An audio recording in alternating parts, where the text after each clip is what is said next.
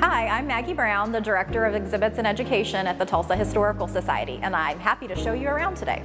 This is one of our very unique galleries. We currently have an exhibit of different photographs of Tulsa. They were selected by local blogger Natasha Ball, who writes a blog called Tasha Does Tulsa about all of the great things there are to do in the city each week. And she invited her readers to submit their favorite photos that they've taken of Tulsa.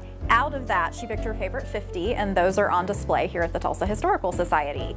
It's a very interesting and diverse group of photos. They are definitely photos you've never seen before of Tulsa.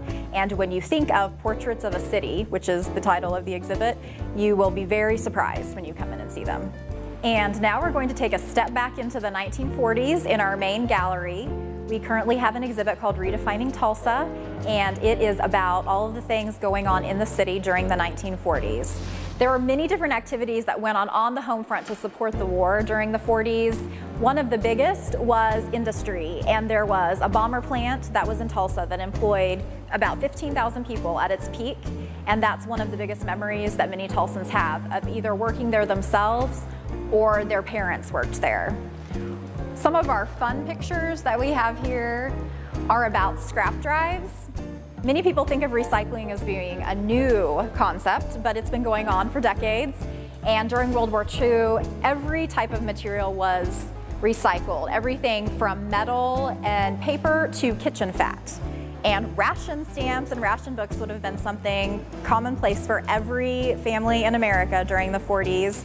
There was no way to get any kind of ration food without them. No matter how much money you had, you couldn't just go into a store and buy more. You could have millions of dollars. And if you had already used up your ration stamps for the week, it was just too bad. Let's see, here we have a lovely wedding dress from the 40s that was actually loaned to us by one of our volunteers here at the museum. And this was her mother's wedding dress. We even have a picture of her wearing her wedding dress.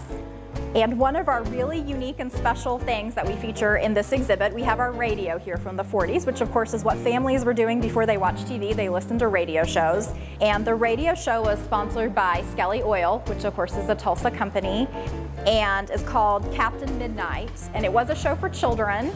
And kids would gather around and listen to the show, and then they'd rush off to their local Skelly stations to collect toys. Now we've seen the exhibits downstairs, and we're upstairs where we have an additional 5 exhibits. This exhibit right here is on Zemke, which is a Tulsa company, and many people are familiar with, especially if they like to fish. And in the 1940s, there was an inventor from Texas who decided to invent a brand new type of fishing reel. In fact, we have his original prototype that's right here, made from a Folgers coffee can lid. And he started taking his prototype around looking for a manufacturer, and he ended up in Tulsa at the Zero Hour Bomb Company. And we also have some really unique photographs to go with the exhibit. One of the most unusual is a photo of Fidel Castro fishing with the Zemke employees. And supposedly he quickly became frustrated with the actual way they wanted him to fish and decided to use the machine gun instead.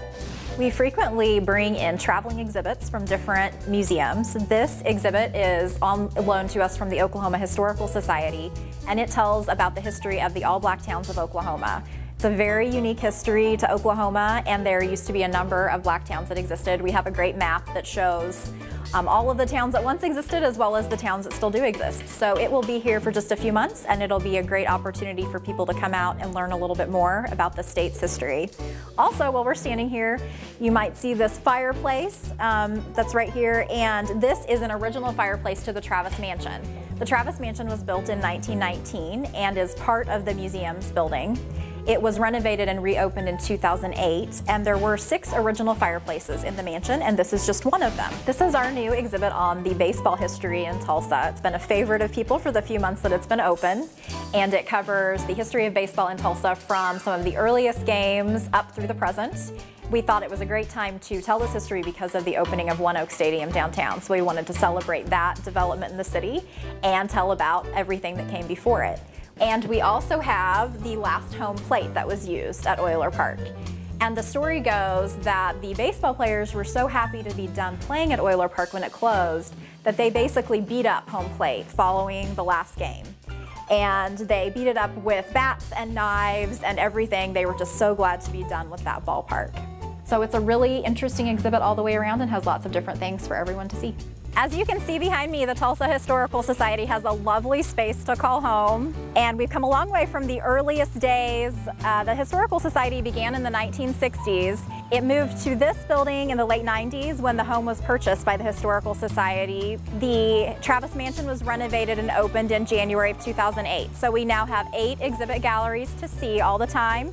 You can always visit our website at www.tulsahistory.org for more information. Thank you to Explore Tulsa for coming out and touring the museum today. We hope to see the rest of you here soon.